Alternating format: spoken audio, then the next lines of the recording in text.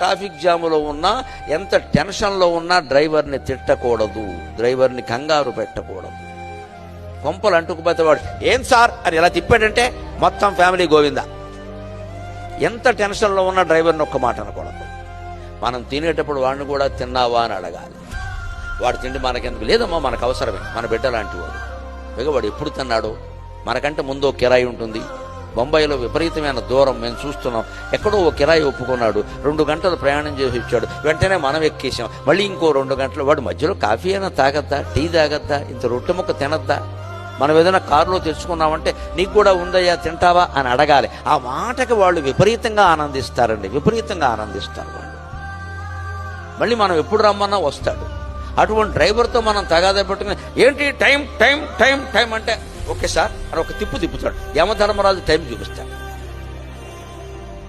మీదే కదా తిప్పమన్నారు.